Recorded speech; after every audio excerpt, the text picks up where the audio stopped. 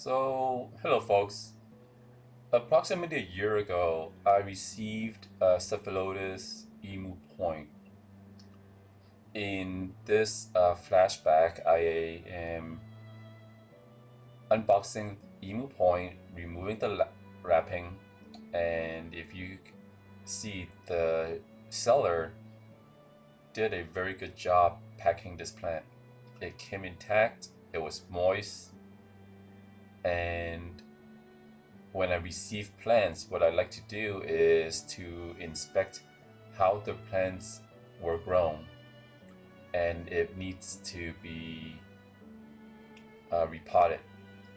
So what I'm doing right now is removing the topsoil just to see the condition of the soil, and at this time I can't stop at this point because the soil is very good soil. It is airy, it is moist, it is not compact, it contains a lot of large particles. So here I decided to see what the rest of the pot looks like, and what you can see is a very loose, airy soil which contains acadame, perlite. There may be some pieces of small, very tiny orchid bark and peat moss. So this is a very good soil, and the plant does look established. So I went further and removed the soil to inspect the roots, and this grower did a very good job growing this plant out. And what I'm doing here as well is to further inspect the roots to make sure that I remove any dead or dying leaves and pitchers, and to pot it up to my potting mix. So normally when I grow things out, I don't use the nylon pots yet.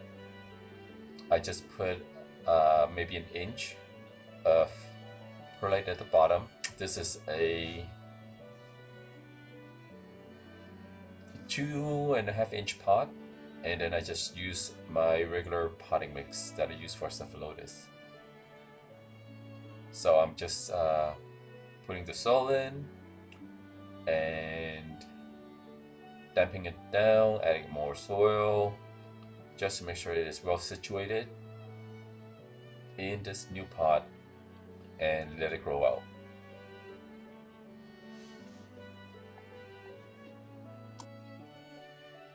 So the plant is doing extraordinarily well under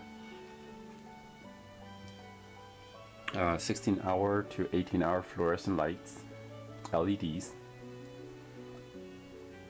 And what I'm doing today is just doing my weekly inspection as usual, looking for any old leaves that needs to be removed, any signs of powdery mildew, and so far nothing. Not this week, but on prior weeks there may have been some infestation, but this week is looking pretty good. And what I'm going to do now is to feed and fill all the pitchers up with a 1/4 dilution of Maxie's fertilizer and just a couple drops of kelp. So in prior videos I did say I was using 1/8 of a teaspoon per gallon. Well, I don't think that's enough. As the plants grow and they do tolerate quarter strength solution, which is 1/4 teaspoon Maxi to 1 gallon, and they seem to be doing pretty well with the solution, because one of the biggest fears feeding Cephalotus is accidentally overfeeding them and causing the pitchers to rot away. Now for this instance right here, you notice the lid is closed, and the lid is closed for various reasons. Environmental, the humidity I keep these plants at is 60%, so it's usually considered low for growing Cephalotus. And when the pitcher's lids don't open, what I do is I just punch a hole. As I'm using a blunt syringe, I just punch a hole and fill it until I see liquid oozing out. And I'll do that to all the pitchers that you're seeing right now.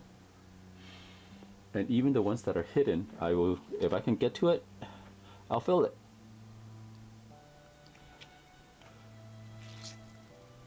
And I just keep on filling it to the top on all the pitchers.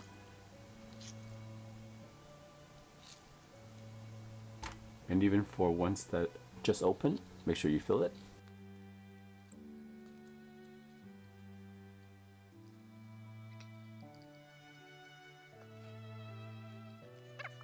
Now, normally I don't like having the Cephalotus grow pitcher on top of pitcher on top of pitchers because it blocks new and developing pitchers from making its way through.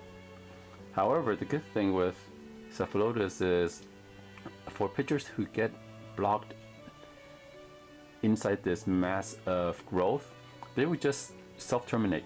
They'll just turn yellow, and preferably when you're observing your plants, to just reach in there with some tweezers and remove them. So as you can see, there is a bunch of growth coming on board right here in the center. Let me see if I can move this part. Do you see that? There's several pictures forming. So I'm gonna keep a close eye on them and try to maneuver and give them room to grow, like this one right here, as they mature. And if I find any pitcher that is failing, I will remove them and allow additional room for newer pitchers who are better positioned to grow through. And there you have it. So if you have any comments or questions, feel free to leave in the comment section and I'll be more than happy to answer. And thank you for watching. Have a good day.